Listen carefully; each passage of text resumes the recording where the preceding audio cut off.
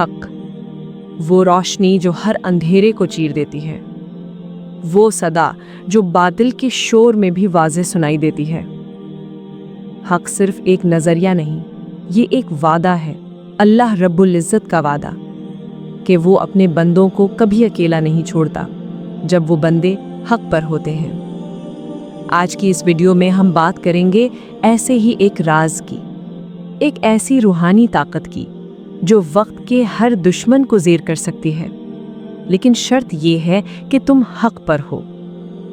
یہ کوئی عام بات نہیں، یہ کوئی سادہ سا ذکر نہیں، یہ ایک ایسا عمل ہے جو صدیوں سے آزمایا گیا ہے اور ایک خاص وقت پر کیا گیا تو رزق میں فراخی، دشمن پر غلبہ، دل کو سکون اور اللہ کی حفاظت کا حصار بن جاتا ہے۔ مگر ابھی ہم آپ کو نہیں بتائیں گے کہ وہ عمل کیا ہے، کیونکہ پہلے آپ کو یہ جاننا ضروری ہے کہ آپ کے دشمن کون ہے اور کیوں ہر دور میں انسان کو اللہ کی حفاظت کی ضرورت رہی ہے۔ آگے بڑھتے ہیں۔ انسان صرف وہ دشمن نہیں ہوتا جو سامنے کھڑا ہو کر مخالفت کرے، دشمن وہ بھی ہوتا ہے جو پیٹھ پیچھے وار کرے۔ کبھی وہ حسد کی صورت میں ہوتا ہے، کبھی نظر بد کی شکل میں، کبھی کسی کا دل کا بغض اور کبھی شیطان کا وسوسہ۔ بعض اوقات وہ دشمن ہمارا قریبی ہوتا ہے اور ہم پہچان ہی نہیں پاتے، اور بعض اوقات وہ دشمن ہم خود ہوتے ہیں جب ہم اپنی روحانی حفاظت سے غافل ہو جاتے ہیں۔ رزق کی تنگی، کبھی دیکھا کہ محنت بہت ہو رہی ہے مگر برکت غائب، کبھی بغیر کسی ظاہری وجہ کے پریشانی آ جاتی ہے، دل بے چین، نیند اڑ جائے، گھر کا سکون ختم۔ یہ سب وہ دشمن ہیں جو نظر نہیں آتے لیکن اندر سے انسان کو کھا جاتے ہیں۔ اللہ تعالیٰ نے ہمیں ان سب چیزوں سے بچنے کے لیے خاص دعائیں، آیات اور اعمال دیے ہیں۔ اولیاء اللہ، بزرگان دین، وہ سب انہی روحانی ہتھیاروں سے لیس تھے۔ آج آپ کو بھی ایک ایسا ہتھیار ملنے والا ہے، لیکن کیا آپ واقعی تیار ہیں؟ کیونکہ یہ تبھی اثر کرے گا جب آپ اس کی شرائط پوری کریں گے۔ اب ہم بڑھتے ہیں اس مہینے کی طرف جس میں یہ راز کھلتا ہے، محرم الحرام۔ اسلامی سال کا پہلا مہینہ محرم الحرام۔ یہ مہینہ صرف سال کا آغاز نہیں بلکہ روحانی طور پر ایک نئے عہد کا آغاز ہے۔ قرآن میں اس مہینے کو حرمت والا مہینہ کہا گیا، یعنی اس مہینے میں جو بھی نیکی کی جائے اس کا اثر دگنا بلکہ کئی گنا ہو جاتا ہے۔ ہمارے اسلاف، بزرگ، علماء اور عارفین اس مہینے کے پہلے چند دنوں کو خاص اہتمام سے گزارتے تھے۔ وہ جانتے تھے کہ جو آغاز مضبوط ہو اس کا اختتام بھی کامیاب ہوتا ہے۔ اس مہینے کی عبادات، خاص آیات کی تلاوت اور کچھ مخصوص اعمال ایسے خزانے ہیں جو بندے کو سال بھر کی مشکلات سے بچا سکتے ہیں۔ ایک ایسا عمل ہے جو اس مہینے کے صرف پہلے دن کیا جائے اور اللہ سال بھر کی مشکلات ہٹا دیتا ہے، لیکن ابھی اس کا نام نہیں بتاتے۔ آگے بڑھیں گے تو معلوم ہوگا کہ یہ عمل کرتا کیا ہے۔ اب سوال یہ پیدا ہوتا ہے کہ اگر یہ عمل واقعی اتنا مؤثر ہے تو وہ کون سی چیزیں ہیں جن پر اس کے اثرات مرتب ہوتے ہیں؟ سب سے پہلی چیز ہے دشمن پر غلبہ۔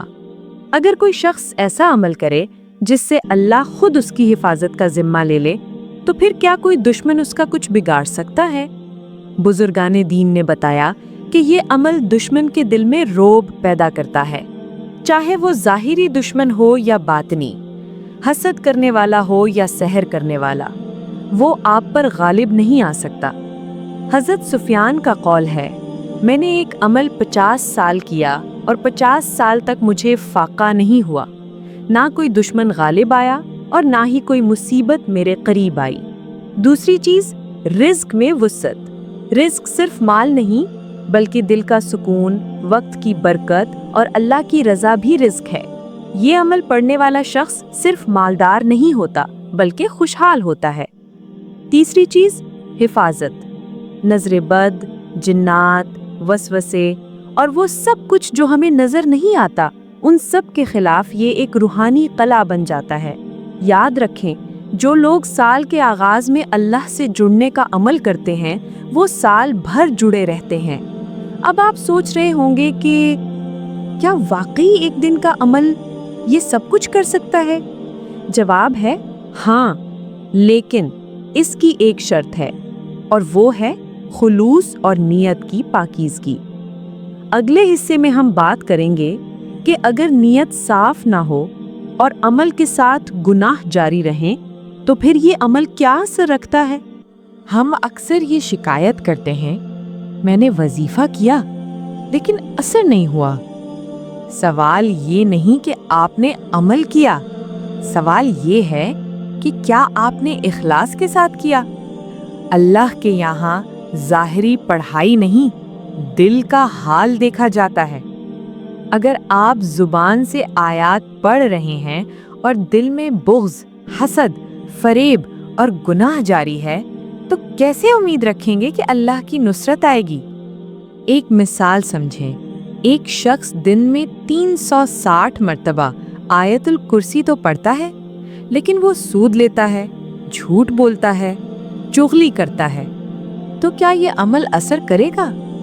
نہیں، یہ عمل صرف ان کے لیے ہے جو اللہ کی رضا چاہتے ہیں، جن کا دل نرم ہے، زبان پاک ہے، نیت صاف ہے اور جن کی زندگی میں گناہوں سے بچنے کی کوشش ہے۔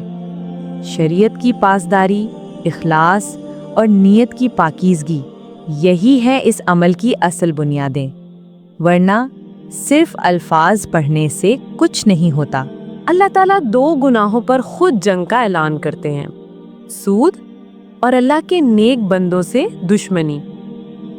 جو لوگ اللہ والوں سے عداوت رکھتے ہیں ان پر اللہ کا قہر نازل ہوتا ہے۔ حضرت مجدد الفظ ثانی رحمۃ اللہ علیہ کا واقعہ معروف ہے۔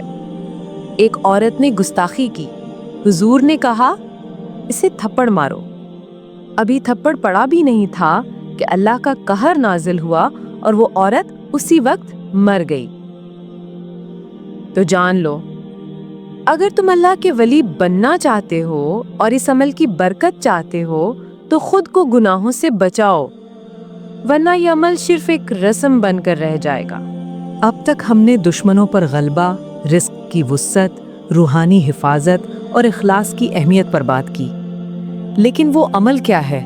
وہ دن کون سا ہے؟ وہ آیت کون سی ہے؟ بزرگوں نے اس عمل کو اپنی زندگی کا معمول بنایا اور انہوں نے کہا کہ جس نے اس دن یہ عمل کیا تو اس پر کبھی سال بھر کوئی مصیبت غالب نہ آئی۔ اب ہم بہت قریب ہیں، اگلے حصے میں ہم مکمل طریقہ بتائیں گے، لیکن یاد رکھیں اگر آپ صرف کیوریوسٹی میں سن رہے ہیں تو یہ عمل شاید آپ پر اثر نہ کرے۔ اگر آپ واقعی چاہتے ہیں کہ یہ عمل زندگی بدل دے تو دل سے سنیں، کیونکہ یہ صرف الفاظ نہیں، یہ عہد ہے آپ اور اللہ کے درمیان۔ اور اب وہ لمحہ آ گیا ہے جس کا انتظار آپ نے پورے دل سے کیا، وہ دن جس پر سال بھر کی روحانی طاقت کا دار و مدار ہے، وہ عمل جو دشمن کے لیے ذلت اور مومن کے لیے نصرت بن جاتا ہے۔ دن یکم محرم الحرام، اسلامی سال کا پہلا دن، جس دن کا آغاز اگر عبادت سے ہو جائے تو پورا سال اللہ کی رحمت میں گزرتا ہے۔ عمل: فجر یا عشاء کے بعد تنہائی میں بیٹھ کر 360 مرتبہ آیت الکرسی پڑھیں۔ اللہ لا الہ الا هو الحی القیوم، یہ وہ آیت ہے جو اللہ کی عظمت، قدرت اور حفاظت کی نمائندہ ہے۔ ہر مرتبہ پڑھ کر اللہ سے اپنے دشمن، اپنی تنگی، اپنی پریشانی کا ذکر کریں۔ دعا: 360 مرتبہ مکمل ہونے کے بعد یہ دعا پڑھیں: اللہم یا محول الاحوال حول حالنا الی احسن الحال۔ ترجمہ: اے احوال کو بدلنے والے رب، ہمارے حال کو بہترین حال میں بدل دے۔ یہ مختصر دعا لیکن طاقتور ترین پکار ہے۔ پھر آخر میں ہاتھ اٹھا کر دشمن کا نام لے کر دعا کریں: اے اللہ، اگر یہ شخص میرے حق میں ظلم کر رہا ہے تو اس پر تیرا انصاف نازل ہو اور مجھے عزت، رزق اور امن دے۔ اور آخر میں 3 بار درود شریف پڑھ کر اپنی دعا مکمل کریں۔ اب جب آپ نے عمل کر لیا ہے تو سمجھے کہ یہ صرف ایک نقطۂ آغاز ہے۔ اصل طاقت عمل کے بعد شروع ہوتی ہے۔ استقامت۔ روزمرہ گناہوں سے بچیں، جھوٹ، غیبت، حسد، حرام کمائی، ان سب سے فاصلہ رکھیں۔ یقین۔ بعض اوقات ہم فوری نتائج چاہتے ہیں، لیکن روحانی عمل درخت کی طرح ہوتا ہے۔ بیج آج بویا جاتا ہے، پھل وقت پر آتا ہے۔ تسلسل۔ اگر ممکن ہو تو ہر جمعہ یا ہر محرم میں یہی عمل دہراتے رہیں۔ ہر اہم فیصلے سے پہلے یہ آیت پڑھ کر اللہ سے رہنمائی لیں۔ عمل کے بعد شکر ادا کریں اور اللہ سے دعا کریں کہ وہ قبول کرے۔ یاد رکھیں، اللہ کی مدد ان کے ساتھ ہے جو صبر کرتے ہیں۔ اب ہم آخر میں اپنے ان تمام سامعین کے لیے ایک خصوصی دعا کرتے ہیں۔ یا اللہ، جو بھی اس عمل کو کرے اس کے دل کو اخلاص دے، اس کی نیت پاکیزہ بنا، اس کے دشمنوں کو زیر کر، اس کے رزق میں برکت عطا فرما اور اس پر اپنی رحمت نازل فرما۔ آمین ثم آمین۔ پیارے بھائیوں اور بہنوں، یاد رکھیں کہ الفاظ سے زیادہ نیت اور دل کی کیفیت اہم ہے۔ اگر آپ واقعی اللہ سے جڑنے کا ارادہ رکھتے ہیں تو یہ عمل ایک نیا آغاز بن سکتا ہے۔ اور اگر آپ کو یہ ویڈیو فائدہ مند لگی تو کسی ایسے شخص کے ساتھ ضرور شیئر کریں جو آج کسی دشمن، تکلیف یا تنگی میں مبتلا ہے۔ اگلی ویڈیو میں ہم 10 محرم کے ایک اور خاص عمل پر بات کریں گے۔ تب تک یاد رکھیں کہ حق پر رہو، دعا کرو اور اللہ پر بھروسہ رکھو، کیونکہ جب اللہ ساتھ ہو تو کوئی دشمن کامیاب نہیں ہو سکتا۔